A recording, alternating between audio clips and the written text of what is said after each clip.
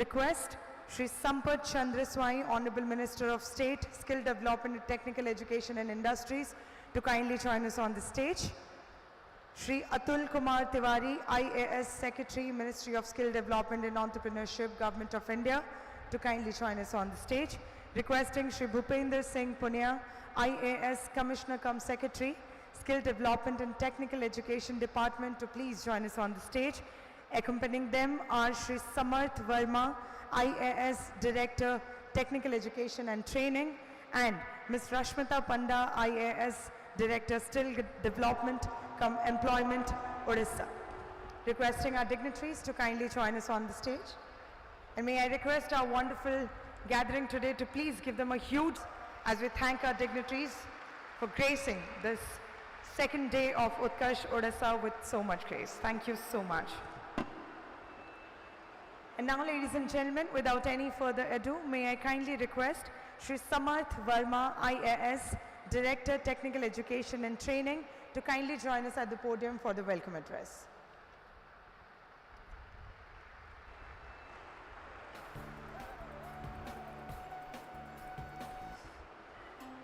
Honorable Minister,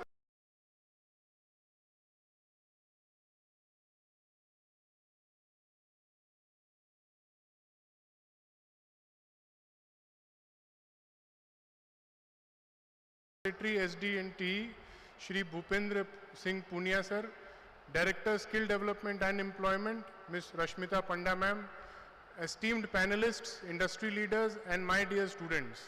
Namaskar and a very good morning to everyone. It is my immense privilege to extend a warm welcome to you all to the Skilled in Odisha plenary session, a pivotal part of the Utkarsh Odisha Make in Odisha Conclave 2025. Today, we gather here to deliberate on a transformative vision for skilling in Odisha and the nation at large, with a focus on creating pathways to a Viksit Odisha by 2036 and contributing to Viksit Bharat by 2047. The Skilled in Odisha initiative stands as a testament to Odisha's commitment to skilling excellence, enabling the youth of our state to embark on journeys of self-reliance and global competitiveness. Today's plenary session reflects our united endeavor to align Odisha's skilling ecosystem with global standards, innovative technologies, and sustainable practices. The agenda before us underscores the importance of collaboration between government, industry, academia, and international partners in shaping a future-ready workforce. I would like to extend my heartfelt gratitude to our Honorable Minister for gracing this occasion, and to the eminent panelists who will lead discussions on key themes, Skilling for Viksit Odisha 2036 and Viksit Bharat 2047, and Skilled in Odisha Local to Global. We are confident that the ideas and perspectives shared here today will pave the way for meaningful action and partnerships, driving Odisha towards becoming a skill hub of India. Once again, I welcome you all and look forward to an engaging, thought-provoking and fruitful session. Thank you.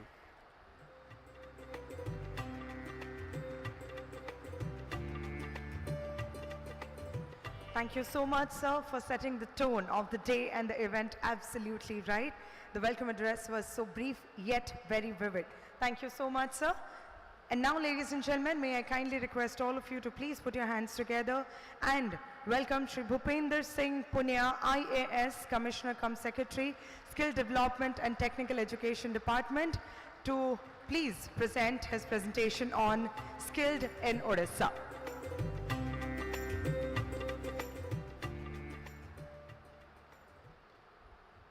Namaskar, good morning, Honorable Minister, respected Secretary Sir, my colleagues on the dais, esteemed guests, delegates, and dear students.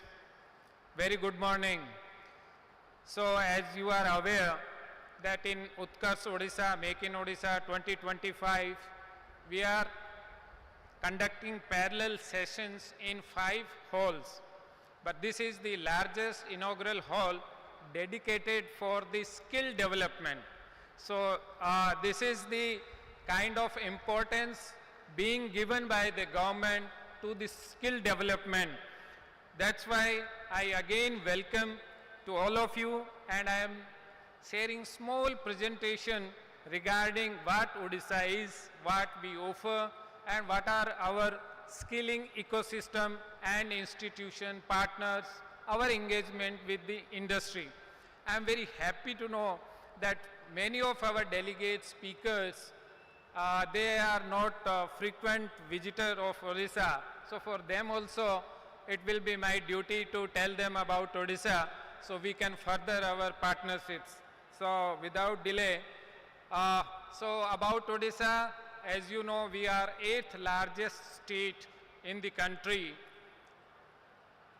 and we are 11th in population. Our GDP is around $110 billion. The biggest asset we have, which many states do not have, is the coastline of 480 kilometers, and we are very connected to the Asian region.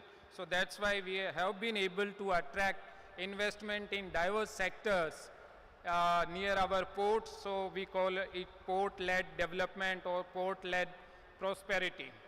So why Odisha? Why we call it land of opportunities? You can see that consistently we have been growing above the national average for last many years. So that growth is coming from industry. You can see 43% of our state product is from the industry. Agriculture 20% and services 36%. So we have a lot of opportunities in service sector also.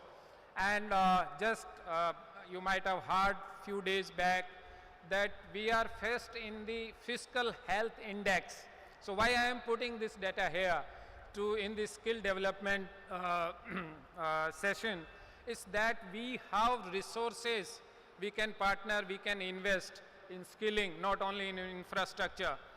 And why the second data, that is we are attracting higher investment. That's where the need for the skilled workforce is. That's why we are sharing this with you all. And also bank-assisted investment proposals. As I said that we are medium-sized state, but we are third in the country. That's why a few figures regarding this investment. So now we will come to our main resource base. Although we are blessed by the nature, we have all mineral resources. Our economy is also dependent on heavily on the mineral resources. But at the same time, human resource is most important resource for any country or the state, and where I am glad to say that we are a youthful state. We have around 34% of our population of 15 to 34 years age group. And in this informal education, nearly 8 lakh students are there. And in our vocational and technical education, we have around 3 lakh youth. So in total, I can say 10 to 11 lakh youths every year are ready to join the workforce, where that is our responsibility to skill them and provide them gainful employment. Next, our skilling ecosystem. So it's not only the skill development and technical education department is imparting skills, but our 18 departments are engaged, collaborating with different agencies to provide skills in different sectors and to different clientele. So that's how I can say the whole of government approach, the focus given by the government for the skill development. And I'm happy to say that 16% of national trade toppers are from Odisha IITs. It's a great thanks to our principals and our trainers and students for achieving this. And around 25% of Odia youth in World Skills Competition 2024. Again, thanks to teachers, trainers, students, parents, those who had faith that skill vocational training can be a good idea. So thank you for that. At the same time, around 10 national institutes we have, and mostly in Bhubaneswar, CTTC, CPAT, CDI, IHM. So the entire ecosystem, that's why Bhubaneswar, you can say, is kind of in Eastern India, capital of technical education. And again, I will share and happy to share with you is that 8 ITIs from Odisha are among top 100 ITIs in the country. You compare, we are only having 3% population and area of the country, but our share.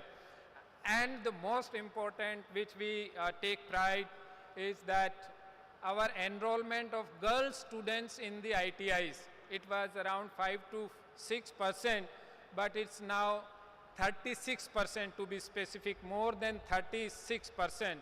So that's gender inclusivity and parity. And we have World Skill Center. Many of you have already visited, and I invite all of you, please visit, guide us, motivate us. So why Odisha? That's I have already covered. I will not take much of time. We have robust infrastructure. We have financial power, so we can create infrastructure, we can upgrade infrastructure.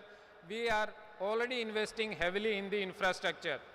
Our policy framework, which we partner with the industry, academia, with the training skill providers, employers. So we have very flexible policy, and we are always open to new ideas. That's why today we are going to have 2 panel discussions, and we are hopeful that we will learn many new things, and we will upskill ourselves also. Employability is embedded in our skilling. So our RTD scheme, where if somebody is training, then we ensure that they place them also. Then inclusive skilling, Sudaksha, as I mentioned, the percentage of enrollment of girl students and PVTs, Divyangs. So we have dedicated ITI for the Divyangjans. So that's how all sections of the society, all kinds of, this is a holistic approach, and we are going ahead. So these are our priority sectors as per our industrial policy. So again, not limited to these sectors, but these are our priority sectors where we want our youth to be trained for Odisha, for country, and for global stage. So I am not going to read out, so you all know that what are the upcoming new age, new tech sectors. There we want our students to be, but at the same time, we are not leaving our tradition. So handicraft, handloom, everything is there. So again, I can say it's a very holistic approach. We are looking forward for the skilling. So just I mentioned Nua Odisha. It's a very flexible scheme. So any service provider, any skill provider or employer, they can apply. Cost norms are flexible. If the government find it desirable and suitable for us, we approve. And only few of the states where we keep these RFPs open. And the progress is, you can see that we have already partnership with the Tata Steel, Bird, GMR, Air India, Fab India, Coursera, SAP, Navis, and many more. And today also you will be witnessing many new partnerships, so we will be exchanging MOUs in the presence of Honorable Chief Minister, who will be gracing the occasion in the valedictory session. So these are placement-linked training programs, mostly apparel, healthcare, manufacturing, construction, logistics. We have around 75 training centers across Odisha. And the PPP-based management of ITIs, we have been trying through different models. In few industries are sponsoring the ITIs, they are adopting the ITIs, they are managing the ITIs, and in few government is paying, they are managing. So that's how we are flexible, how to upgrade our ITIs and other technical training institutes. So we are open to partner with the industry, with the service providers. Also, very good scheme government has introduced is Nano Unicorn. So it's not only about skilling and employment. We also want our youth to create employment. That's why this scheme is there. So we provide seed capital up to 1 lakh rupees, and we mentor our partners, mentor them. So curated entrepreneurship development program we are running, and we want to expand this specifically, that not only providing jobs but creating jobs is equally important. That's why this Nano Unicorn scheme is very good. And also now, because of change of the I will say future of job is changing, so we have to align ourselves, our institutions, our training programs, our modules. Everyone has to change as per the new requirement of the industry, as per the new emerging sectors. So semiconductor, ITIs for the future, we are expanding our World Skill Center. We will add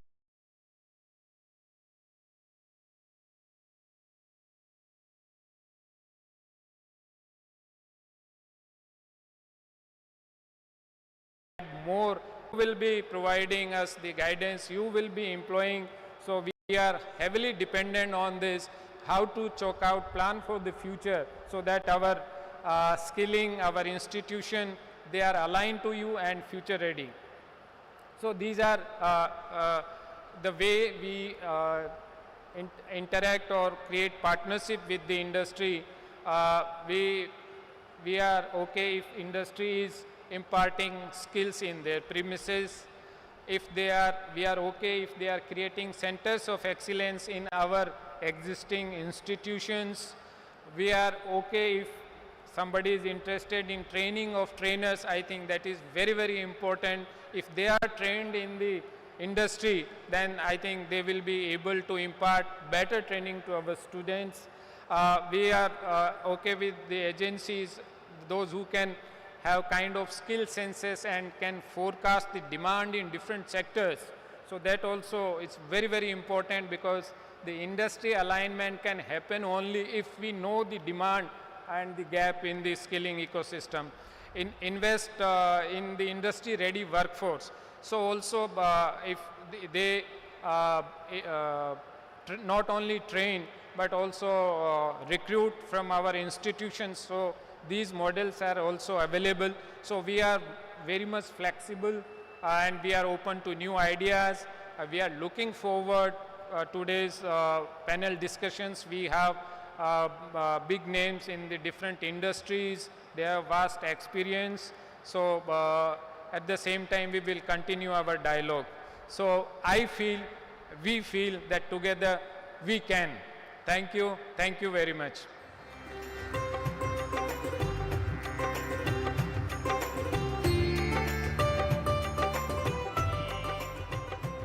Thank you so much, sir, for reintroducing us to the Odisha that we all look forward to and we all are proud of.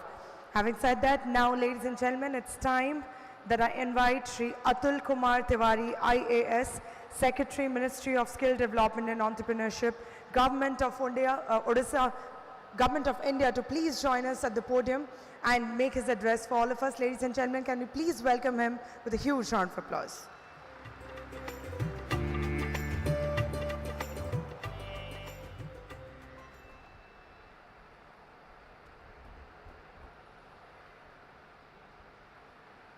आदरणीय Sri Sampath Chandra Swain, Honorable Minister for State and Skill Development, Independent Charge, Government of Odisha, Sri Bhupender Singh Punia, Commissioner cum Secretary Skill Development, Sri Samarth Verma, Srimati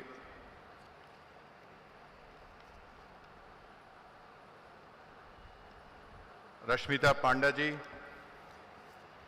इस समारंभ में आए हुए सारे छात्रगण, delegates, industry leaders, business delegate, leaders, and ladies and gentlemen. I feel really proud and privileged to be part of this conclave today. And the way Mr. Bhupender Singh has described the approach of Government Odisha, that is also very, very encouraging. Ever since the Ministry of Skill Development and Entrepreneurship was constituted by Honorable Prime Minister around 10 years back, since then, and Odisha is an example where we are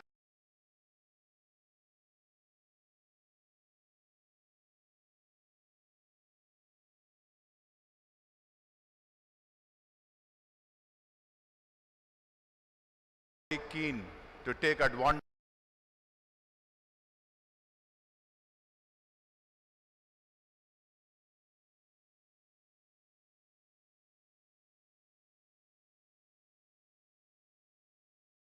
of the importance that the government of Odisha places on the skill development, which is as important as getting investments by the different industrial houses into the state.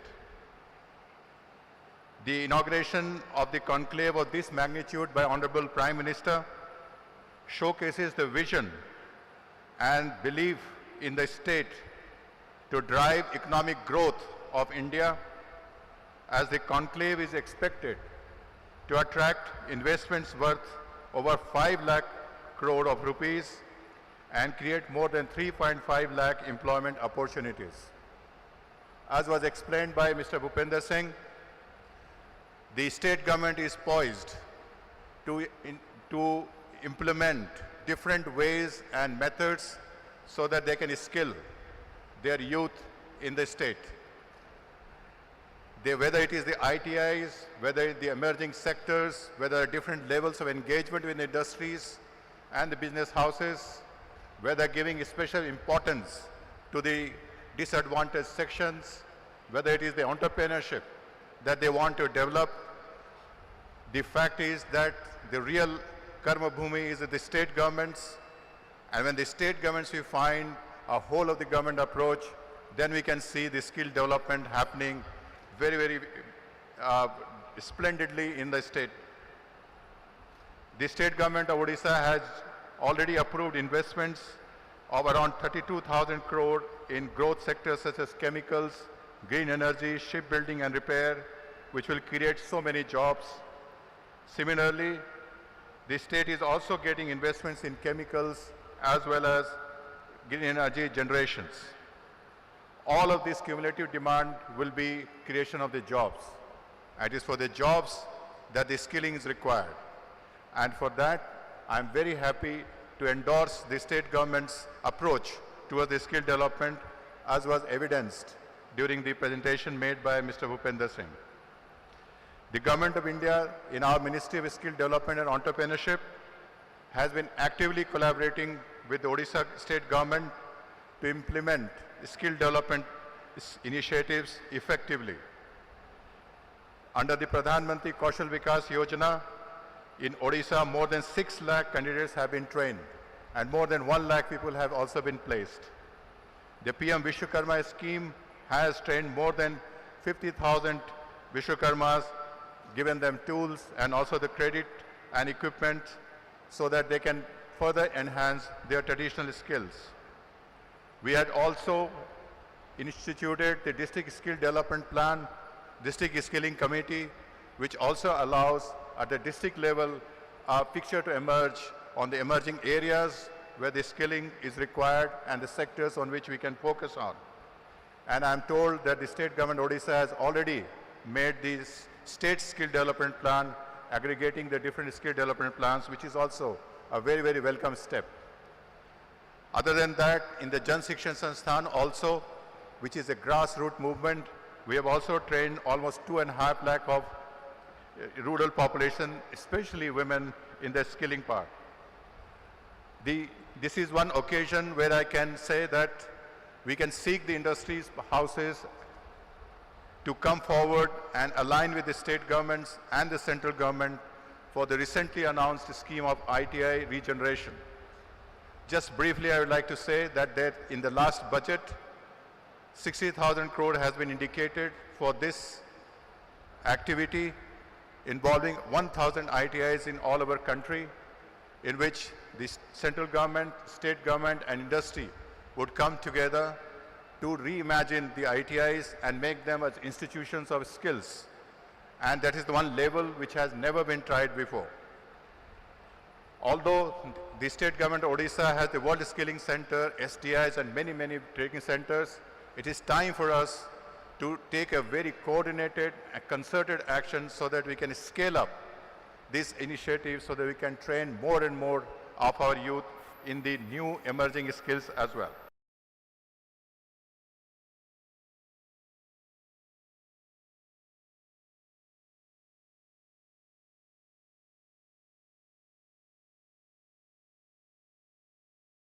We are also very happy.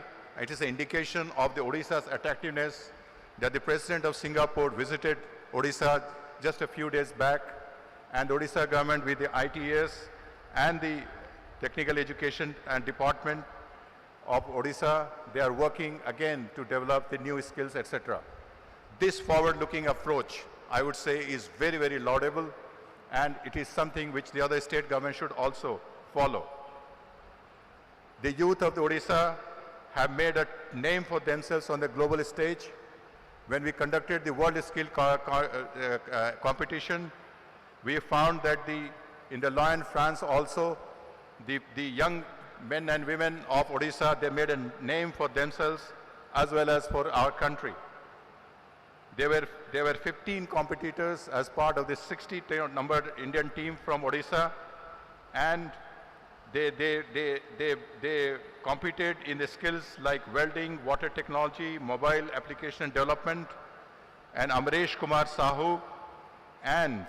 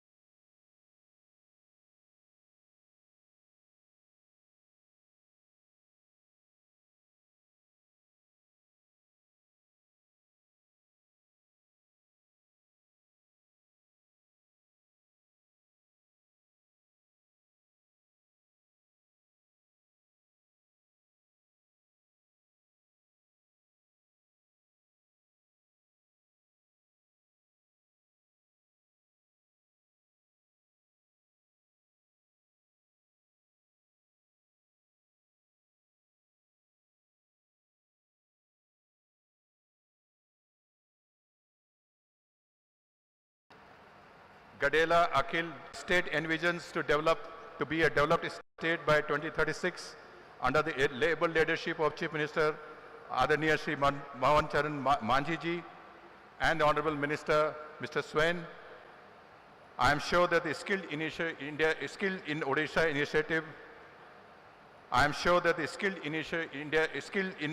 initiative will be a defining factor, and the fact that the state government is taking such a keen interest shows that we have all the indications of the skilling to become world-class and at a scale in Odisha. I once again thank the Odisha government for inviting us and for sharing our thoughts on this. Thank you very much. Jai Jagannath.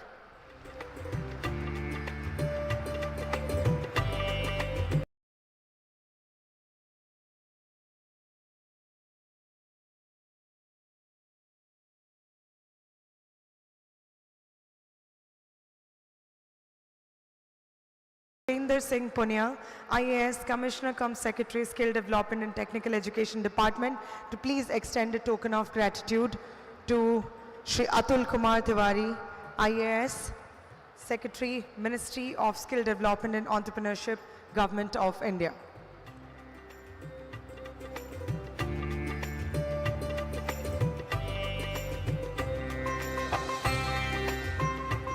Ladies and gentlemen, requesting all of you to please put your hands together as we extend a small token of gratitude and appreciation.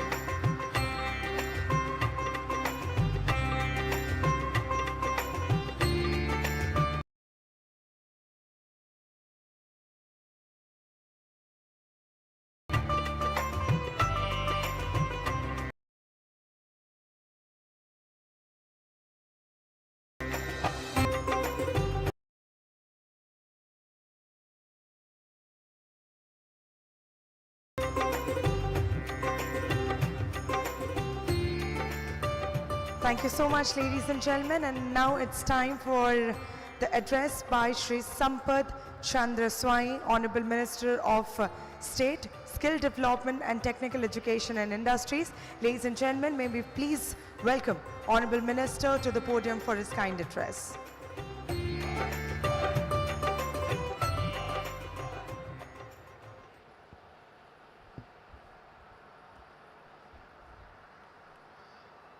जय Jagannath. Good morning everyone. Shri Atul Kumar Tiwari ji, secretary ministry of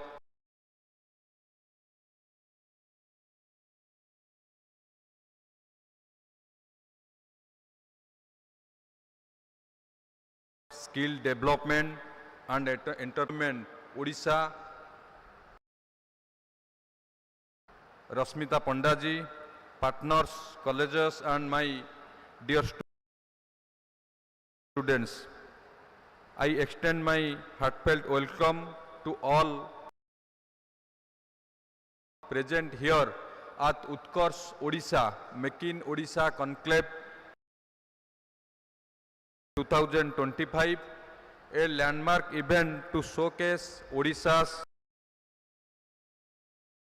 readiness and commitment to driving industrial growth. This is a momentous occasion where leaders, stakeholders and visionaries from across sector have come together to deliberate on investment promotion and the pivotal role of skilling in economic transformation. Today we are joined by over 3,000 participation comprising industry partners, heads of educational institution, heads of technical institution, skilling partners and students. The central theme of our discussions revolves around skilling as a key enabler for unlocking Odisha's economic potential. Odisha has consistently demonstrated its capability to meet industry demands by fostering a robust ecosystem of skilled workforce. We are privileged to have a distinguished fully committed to translating today's discussion into actionable outcomes.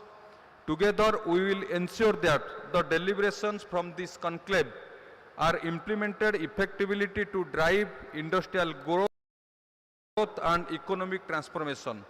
I look forward to engaging with all of you and witnessing the transformative ideas that emerge from this platform. मु समस्तंकु धन्यवाद दौची. आज ए skilled in Odisha कार्यक्रम रे आपण माने समस्ते उपस्थित अछंती.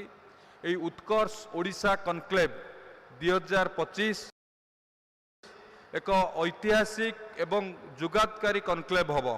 माननीय प्रधानमंत्री गतकाली जो भली भाव रे ओडिशा को विकास रो शिखर रे पहुंचीबा पई समस्त को वार्ता देइचंती. ये उत्कर्ष ओडिशा कनक्लेव तार माध्यम हबो एवं स्किल्ड इन ओडिशा कार्यक्रम रे एठी जो उपस्थित अछंती युवा बंधु माने आम भारत एबे 21 शताब्दी रो भारत, युवा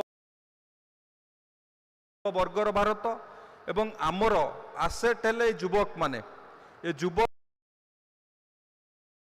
मानकु किभली भाव में आमे दक्ष करिबा, ये युवक मानकु दक्ष करी जो युव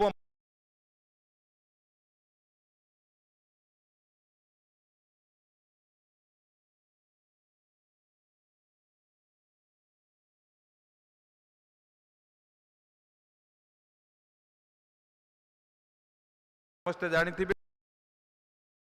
उत्कर्ष ओडिशा कनक्लेव पूर्वरु सिंगापुर प्रेसिडेंट आसीबा एवं स्किल्ड क्षेत्र में ओडिशा को आहुरी व्यापक करवा विश्वस्तरीय करने सरकार जो आशा रखिंट ये कॉन्क्लेव ताकू निश्चित भाव में सहायक हम एवं आज पैनलिस्ट माने डिस्कशन करेंगे एवं शेष सेशन रे माननीय मुख्यमंत्री आसीबे ये स्किल्ड इन ओडिशा कार्यक्रम माध्यम रे to kindly take their seats off stage. We shall now have a session changeover and will be shortly starting the first session for skilling for Viksit Bharat 2047 and Viksit Odisha 2036.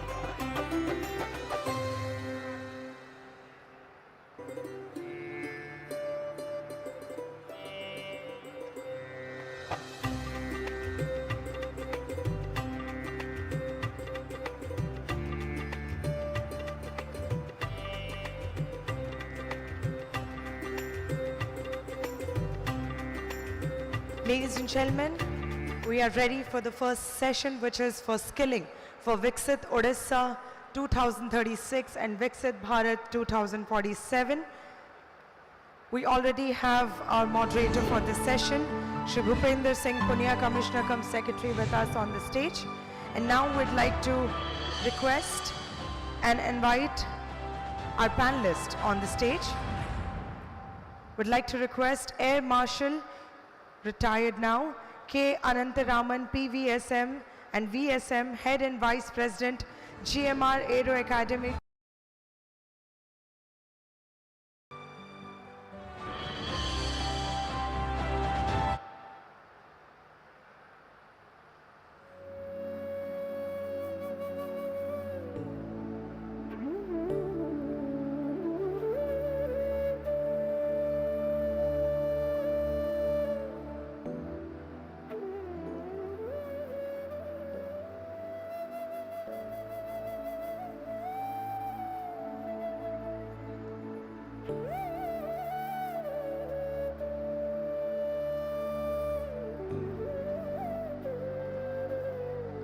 Thank you so much. Next, may I kindly request Shri Sandeep Dher, Chief Executive Officer, Tata Steel Technical Services, to please join us on the stage.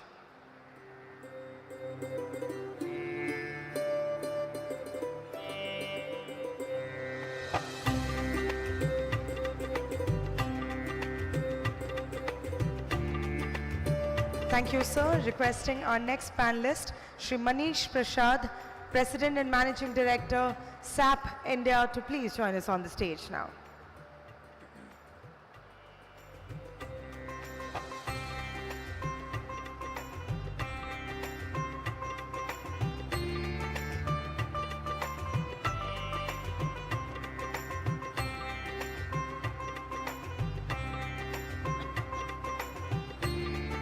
Thank you so much, sir.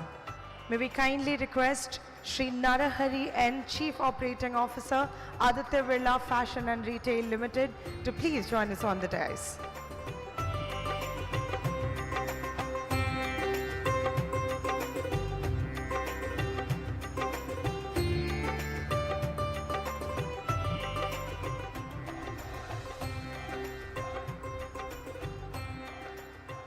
And now, ladies and gentlemen, would like to invite our next and the last finalist, Shri Prashant Chaube, President, Business Development, Avada Group. Can we please have our next panelist on the stage now?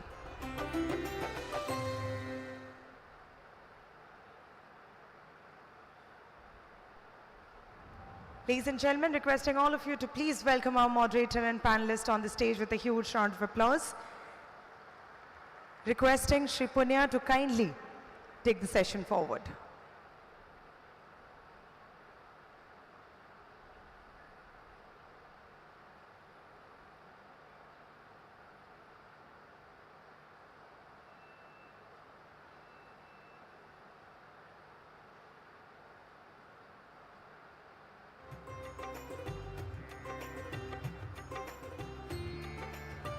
Hello, thank you.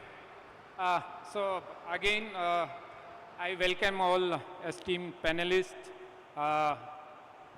Sri Prashant Chaube ji, Air Marshal retired Sri K. Anantharaman ji, Sri Sandeep Dher ji, Manish Prasad ji, and Sri Narahari N.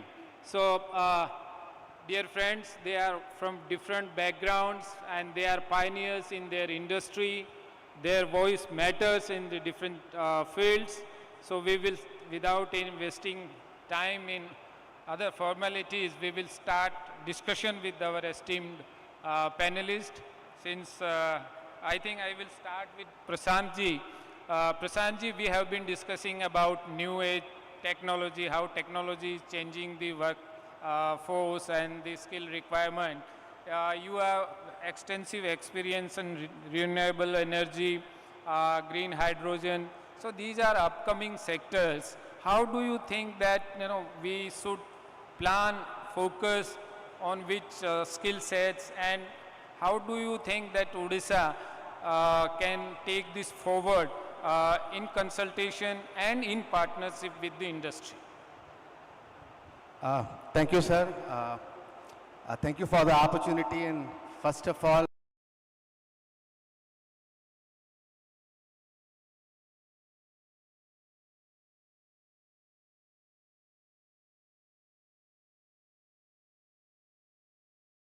been a massive investment announcement. And from those investment flew the need for the requirement of industry or requirement of a sector. So if I look at the Odisha written behind me, I think O stands for the very loud opportunity. And that opportunity is something very important. Renewable energy, India is on a cusp of a major transformation which is happening, and under the Panchamrit which is given by our Honorable Prime Minister, this 500 gigawatt, which at one point of a time was like an impossible target, India is surging ahead to do that. Almost we are touching 90 plus gigawatt of a solar, 40 plus gigawatt of a wind in the country at this point of a time. So that was one important chapter which is fueling, and it's a necessity, not only because of a climate change, but for India, or what we call Viksit Bharat today. I think we are trying to solve a trilemma which is very important: energy accessibility, energy security, and energy affordability. So clean energy is a way forward. There are massive developments and transition which are happening, and these transition, as we heard Honorable Prime Minister speaking yesterday, Odisha being the growth engine as a Purvaday, will have a very, very large role. One of them, because there has been an enormous amount of renewable energy which are intermittent and coming into the grid. So now the next major phase is unfolding in terms of bringing large more storage capacity. And Odisha has a tremendous opportunity, both in terms of leading in battery storage and in pumped storage. And these two things will again be a very important dimension if Odisha is looking at building up the skill set for the future. Even in the renewable energy, if you see, the construct of the bid is changing now. There is no more vanilla solar and wind bid. They are basically FDRE now, firm and dispatchable bids which are coming. There are new trends which will have a lot more for a virtual PPAs. Industrial decarbonization will be a major theme for Odisha. I think Odisha already has about 12 gigawatt plus of a captive generation.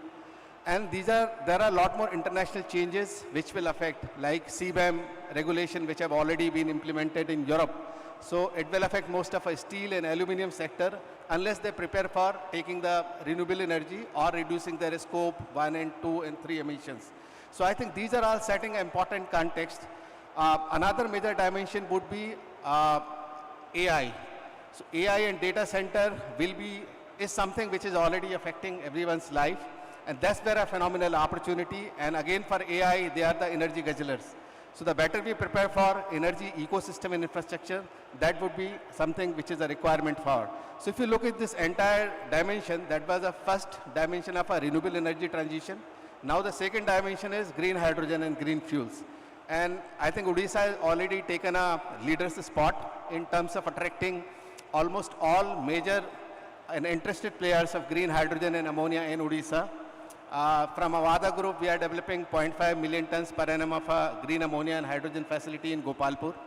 And these are something which are very emerging, because again, the vision of our Prime Minister is that it should not happen that we should not only be a self-reliant, but in hydrogen and green hydrogen, we should be an exporting nation as well. And Odisha enjoys that advantage being right on the eastern coast. So if you look at this entire paradigm of skilling requirement which is emerging, that's a fantastic opportunity before Odisha. It should not be only make in Odisha, but take in Odisha as well.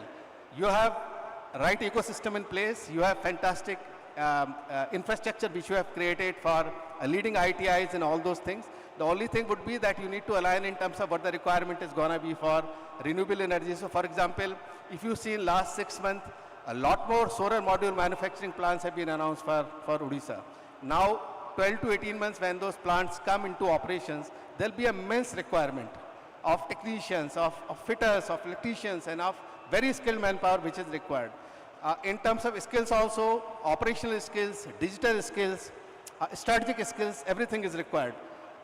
You already have a World Skills Center, so I think there'll be a need to align.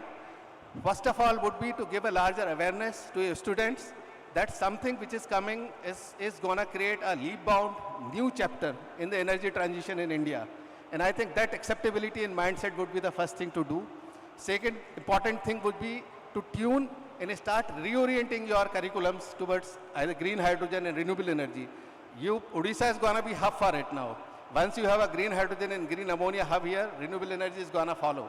We ourselves are setting setting up over 2 gigawatt of renewable energy in Odisha itself. So I think these would be a very important facet that you have collaboration, and private-public partnership is another important dimension. For PPP, I say 3 I's, I. It brings investment, it brings innovation, and it leads to a tremendous infrastructure. So your PPP could be aligned with the 3 I, and that could be really important thing. I think your presentation says that you have really built a very smart ecosystem geared to meet the requirement of industry.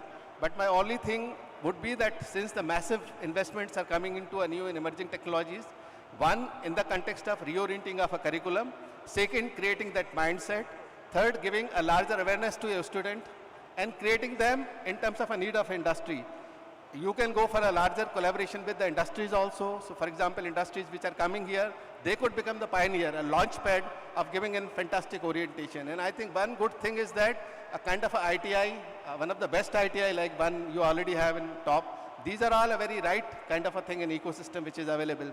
So I think that should be a great spot for Odisha to go forward. And that's how the thing would be fantastic for Odisha from a skill perspective. Thank you very much, Prashantji, to kind of untangle the buzzword green energy. So everybody is discussing about green energy. For few it's solar, for few it's wind, for few it's green hydrogen, for few it's green ammonia.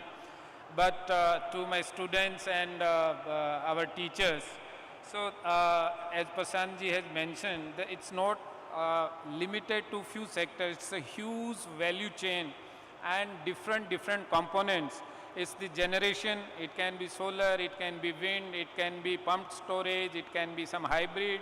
Then we have to manage the storage systems, so we need technical people there. Then he was talking about the AI data center to provide green energy to these things. So dear students, this is the very exciting and new sector where we can and we should think of aligning and getting the required skills. So Prashantji, because you have to leave for another session, just last question. How industry can help us in designing, and we have a national framework for different job roles and all that. But I think many of the sectors you have mentioned, like yesterday there was a discussion on the storage, this much giga-hour or tera-hour. These things are very new to us and to our institutions. So how industry can help us to, to define the job roles, skill sets, so we can impart to our students?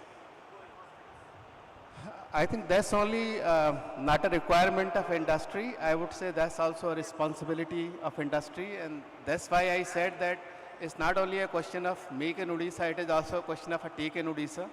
And when so much of a international investment and global players are coming to invest in green energy in Odisha, Odisha has an opportunity not only to provide skilled workforce only in Odisha, but it should become a center for all over India as well. And that's an opportunity. We have recently done an MOU with the Green Skin Council Jobs, and this primary purpose of this MOU to search for those opportunities where we can create and help building that ecosystem in Odisha itself. So we'll be having a number of things. One will be a certain trades which will be helping them, job roles, but as an industry, that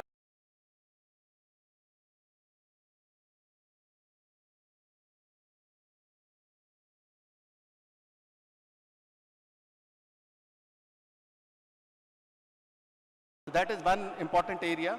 Second important area would be to focus more on the R&D. I think as a country, we never had this focus on R&D, and which is lagged behind. Now everybody is realizing why research and development is important. Even National Green Hydrogen Mission have an outlay of about 400 crores. There is a scheme of Center of Excellence which has come from the MNRE, and as an opportunity for Odisha for a lot of things to really propose to MNRE and set up. We are also discussing, and there is a plan along with Gridco and one of the IIT here, whether we can help in terms of developing those. So I think industry which has a large role to play in those sectors, ITI can collaborate with them. Government has, you have an ecosystem, you have policy support, you can give incentives, and I think industry can bring all those things, innovation, investment and infrastructure. And together, I think it's a partnership. If industry has to work here for a long-term basis, 25 years, as Mr. Hemant Sharma was mentioning here, invest in future. And that's where this paradigm comes.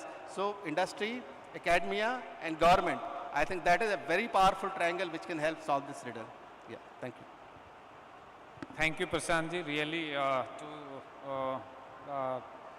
clearly telling us the path ahead, how industry, and it's not only the, kind of philanthropy, but the responsibility of the industry to create right skill sets among youth, so it can be win-win situation for both of you. Thank you, Prashantji. Yeah, thank you, Prashantji. So now we'll come to Air Marshal retired K. Anantharamanji. Sir, you have vast experience, both administrative and working in the defense and aerospace. Aerospace and defense is one of our priorities, thrust area in the state as per our industrial policy resolution. We provide highest level of incentive in this industry, rightly so, because we are producing the primary metals, steel, stainless steel, alloys, the aluminum, everything. So we have a right mix, and we aspire to be a manufacturing hub for the defense and aerospace. So I would request you that what are the kind of demand you anticipate in future in this sector, especially for the workforce, and then we will discuss how it can be achieved. Thank you, Mr. Punya ji, and thank you for the State Government of Odisha for having me over for the panel discussion here. At the outset, I would like to state here, I came here 1 year back while signing the MOU with the State Government of Odisha for Skilled in Odisha for the aviation training, and we are now in the second batch of the students of Odisha. In fact, 2 days back I addressed them in Hyderabad, and they are being trained in airport operations. I am very proud and that we got an opportunity, and we will definitely have a hand-holding together for the future also. If you see at the outset, what I would like to say, the canvas and the ecosystem for the aviation and aerospace has leaps and bounds improved, and it has got a lot of demand. If you see the type of the CAGR, the compound annual growth rate of the aviation today, it is 15.41%. If you see the airports which are increasing in India, it was around 70.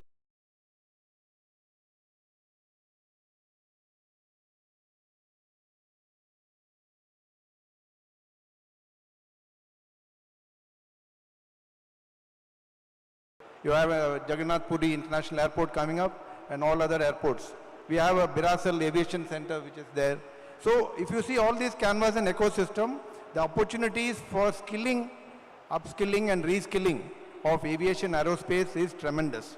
There is a trajectory which is very limitless.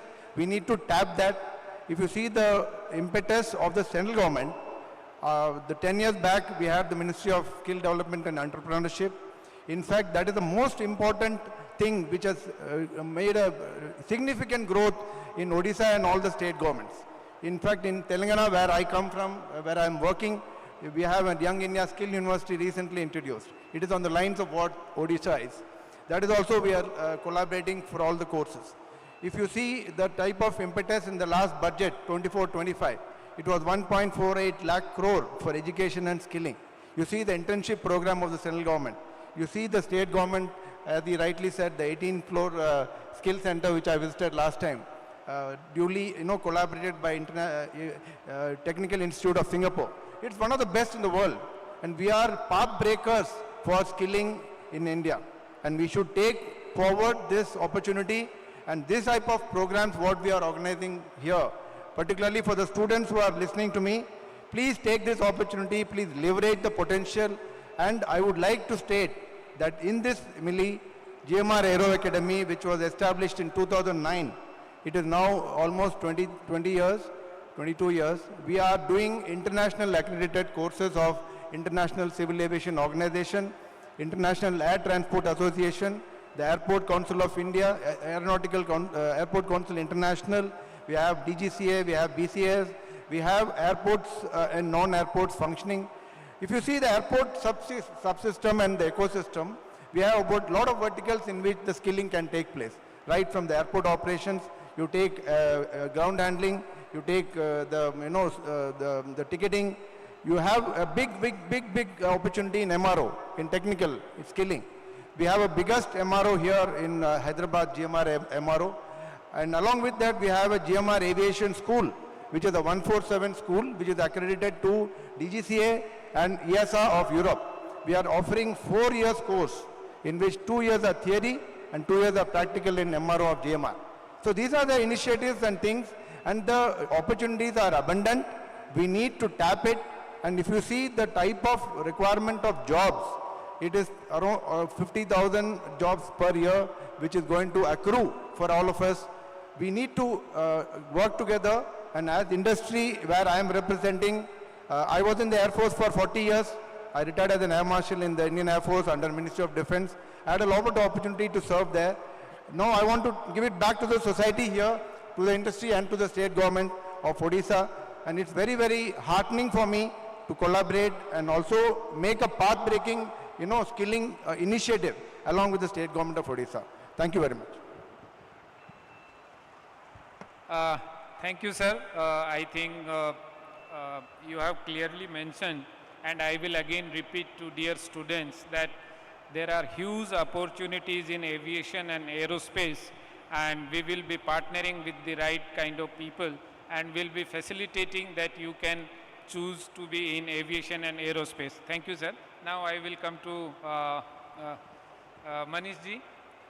You are from technical background, SAP, President and Managing Director, SAP India.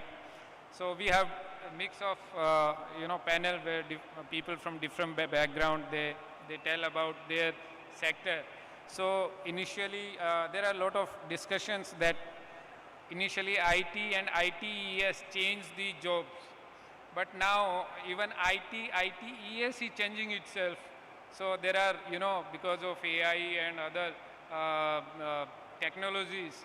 So this landscape is also changing.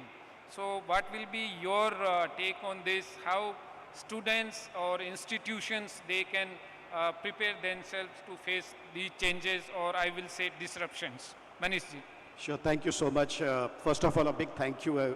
Absolute privilege and honor to be here. Sincere gratitude to the government of Odisha, government of India for such great initiatives. For me, I'm coming back to India after a decade or so, and things are so promising, right? Let me start from there. Very interesting question, but before I go there, I just wanted to let everybody know that when we go and attend global forums, and it comes to technology, we always talk about India as the oldest civilization with youngest population. And I can tell you that any change in technology that is happening is good for us as a country. And the reason why I say this is because inherently technology comes to us as a part of our culture. And the amount of changes that we have seen in terms of technology impacting the careers and the lives of communities and human beings have been pretty significant as such, right? So I think that's the starting point. Coming back to technology, let me give you, let's see the evolution of technology over the last 4 decades. The way we talk about Industry 4.0, in many ways we are in Technology 4.0, right? And if you ever think that the pace of change of technology is the fastest today, let me tell you that in future, this is the slowest that we have ever witnessed. So that's the precedence that we are talking about, right? Now coming back to your point about ITES, look, at the end of the day, IT started as an enabler to business. We would go and automate a process, we would go and automate across industries, we will probably go and look at a procurement process, we'll go and look at a sourcing process, we'll go and to look at a recruitment process. Those processes were all automated by IT.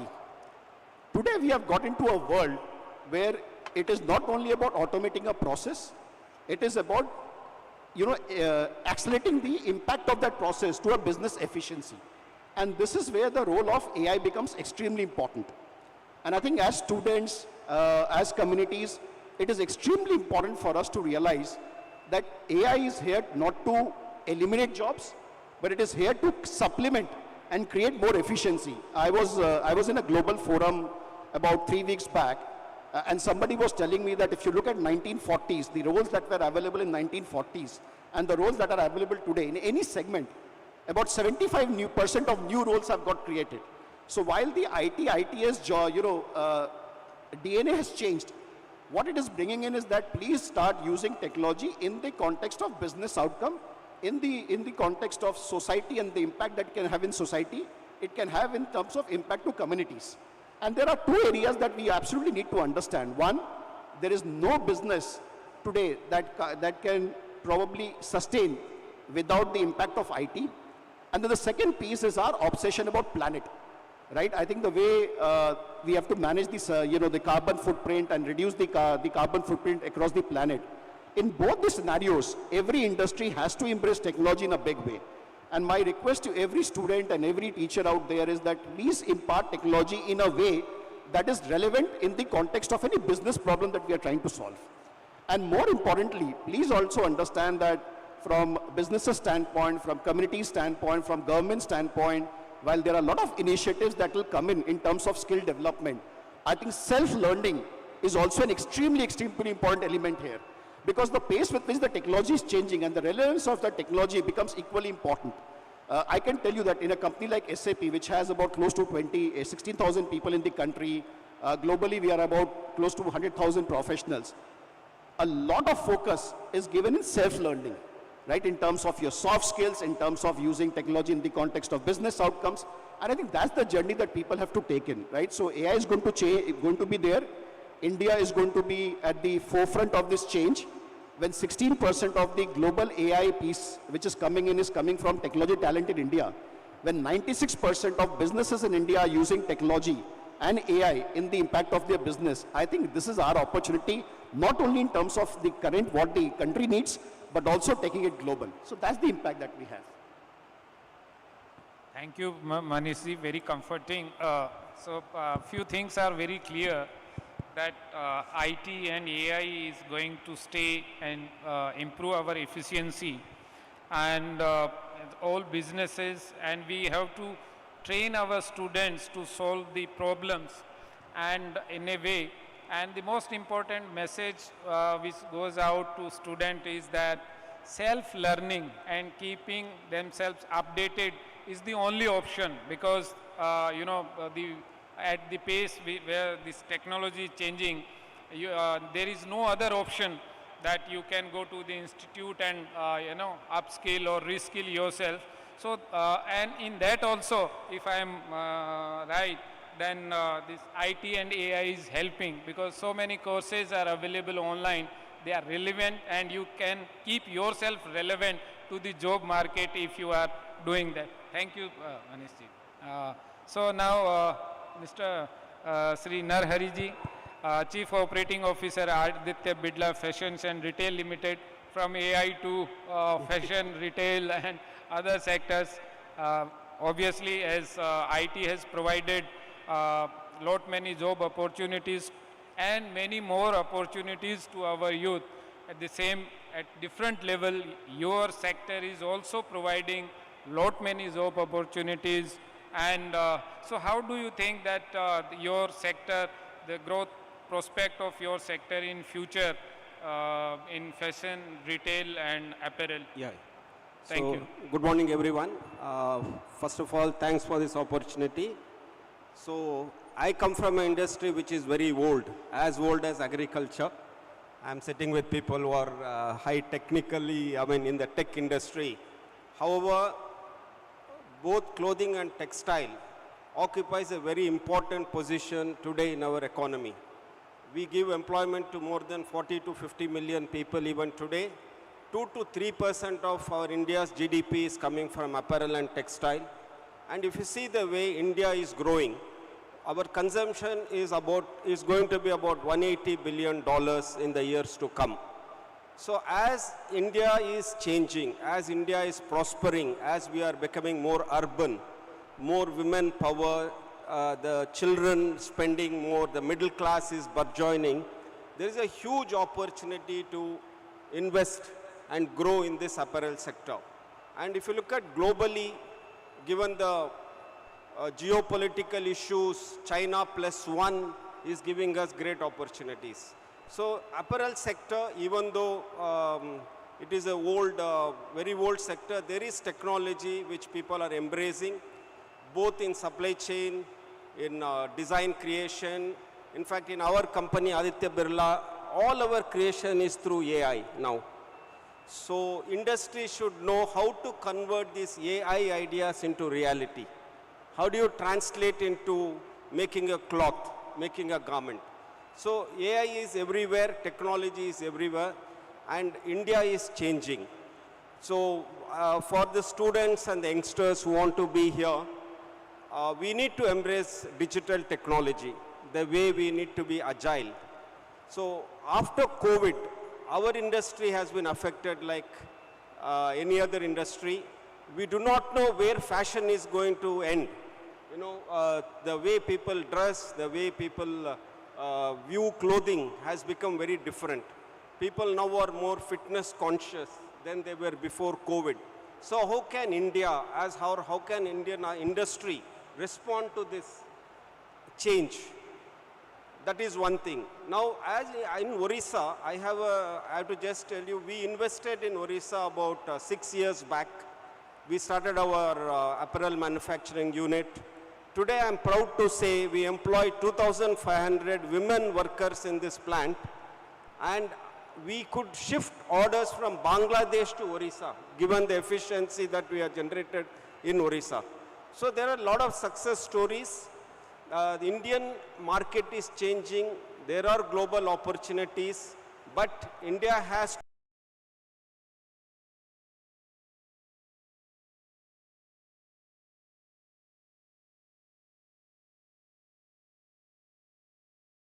to be very sharp in understanding the trends. So these are, and of course, as my co-panelists mentioned, the soft skill, the leadership skills, your networking skills, business acumen. So that is very, very important. And in apparel sector, we need to grow the middle management. The middle management skills are very, very important to dominate the world. Yeah, thank you very much. Thank you. I think you rightly mentioned that yours is one of the oldest industry, but with bright future. Thank you for assuring that. And also that deployment of AI technology in the very traditional old sector is something new, and our students and teachers must have taken note of it, that it's not only stitching, it's much more than that. It's AI, it's a fashion, it's changing, and it has, because of our own growing economy as well as global factors, there is, huge opportunities in this sector also. So now to Mr. Dheer, our bread and butter sector is steel and mines, and you represent Chief Executive Officer, Tata Steel Technical Services.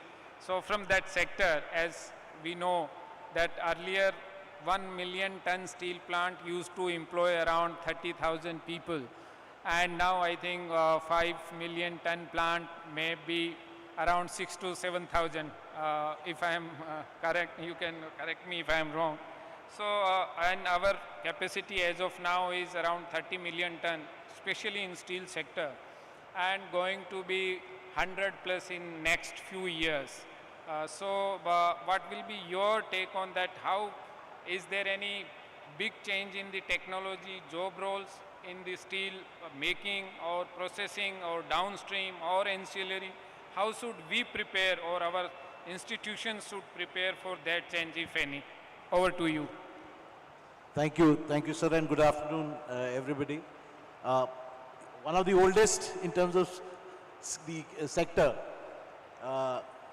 If you talk in terms of productivity, I think the benchmark would be close to about 1,500 employees per ton of crude steel made. So anywhere between 1,500 to 1,800 is where the world is, the best performers are kind of performing. And if I were to look at the advancement in terms of steel making, I think the buzzword is sustainability and green steel. There is nothing different.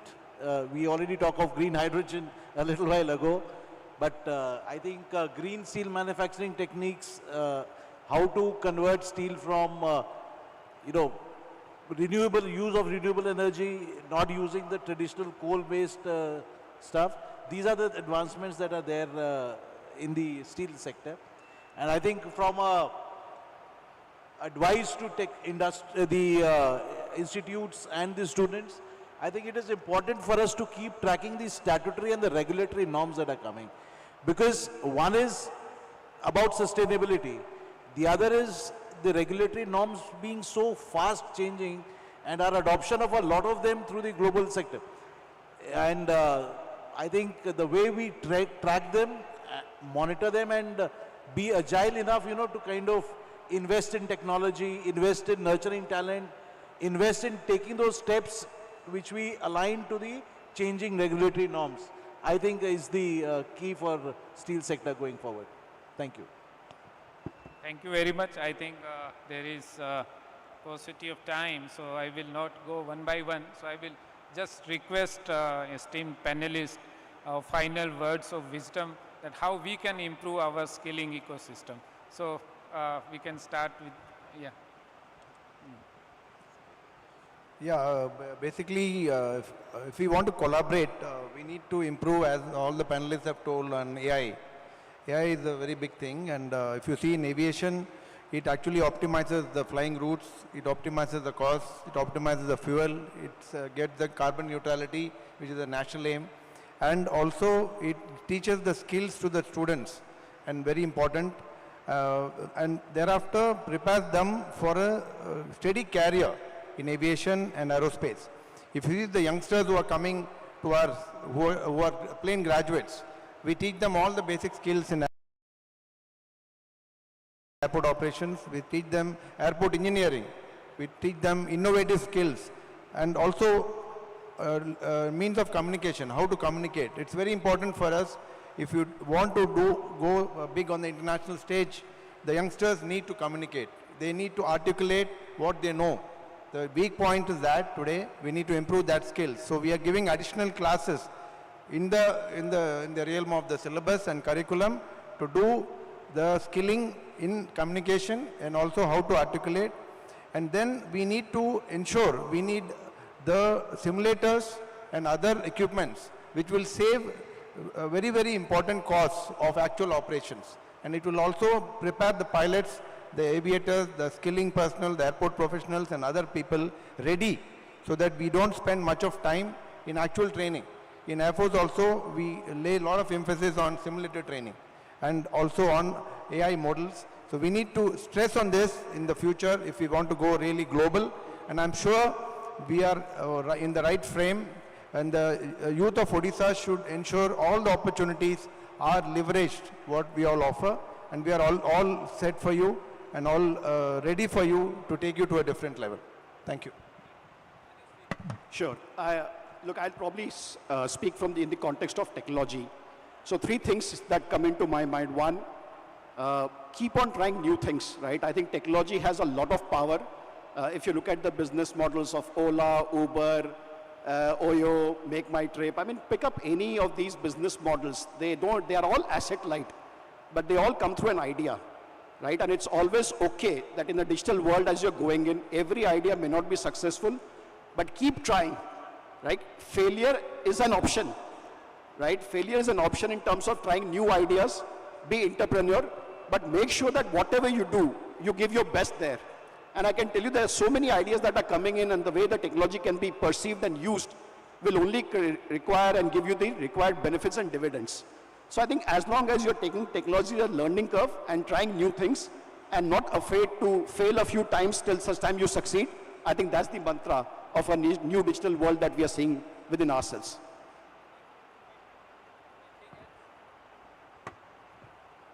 So, as I mentioned, technology is playing a very important role even in an apparel sector.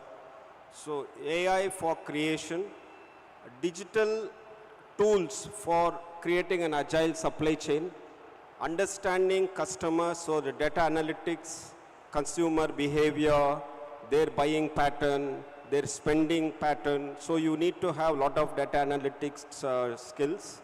to be successful in the retail market. Finally, how to be sustainable. How do you create sustainable products? Because world is becoming more and more responsible.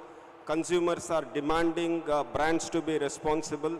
There will be legislations which will force us to be responsible. So there is technology. How do you create materials without much of waste? How do you recycle? How do you upcycle? These are all the technologies which apparel industry definitely needs to capitalize on the opportunities that is available in front of us. Thank you. Yeah, I think I'd like to keep it a little more generic, and I think so much that is coming in. And on the stage, we represent different sectors, and we've given a different prescription to the state and what to do.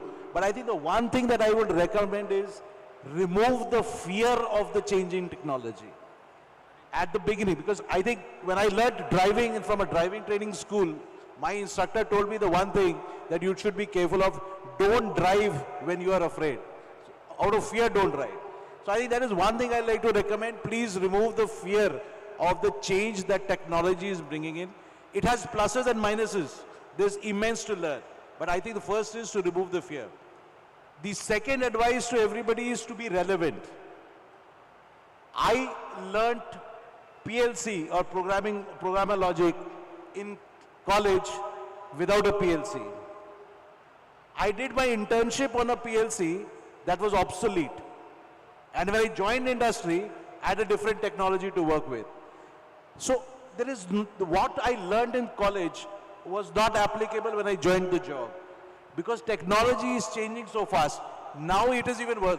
In our days, it was still, I think, probably a decade or so, but now it is even faster. So the second thing I would like to advise is to remain relevant in whatever technology change is happening, whether it is in the area of sustainability, AI, robotics, smart technology, you name it and it is there, but be relevant. That is the second prescription that I want. Third advice to everybody is gone are the days of specialization. I think today you need areas where everything collaborates and you become that one whole. You need knowledge on environmental norms. You need knowledge on production or the technology that you're working on, maybe apparel, maybe aviation, maybe steel, maybe IT. You need communication. You need knowledge on teamwork. You need knowledge on working in teams and being agile, working in cross-functional teams. So I think that is the third thing I will prescribe is the days of specialization are far gone. I think you need to be a whole when you talk of personality development as an individual to be able to cater to whatever life has to offer to you going forward. I think I'll keep it at that and wish everybody all the very best. So thank you all. I think it was pleasure to talk to you, and I think audience must have enjoyed and something they must have learned from you. We will keep engaging with all of you. Now I request Honorable Minister to felicitate our panelists. Kindly, sir. And an absolutely fantastic session comes to an end. Ladies and gentlemen, please welcome Honorable Minister of State, Skill Development and Technical Education and Industries, Shri Sampath Chandraswamy on the stage, requesting Sir to kindly felicitate all our panelists on the stage now.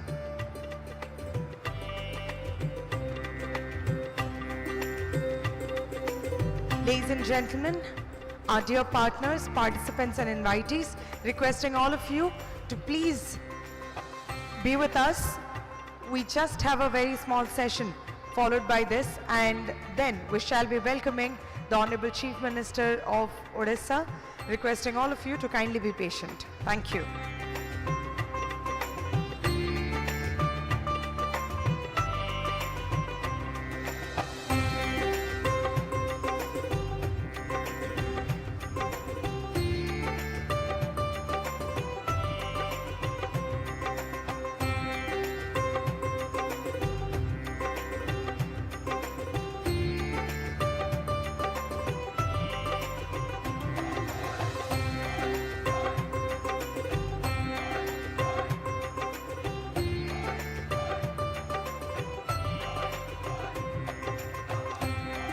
Requesting all our panelists to kindly join in for a group photograph.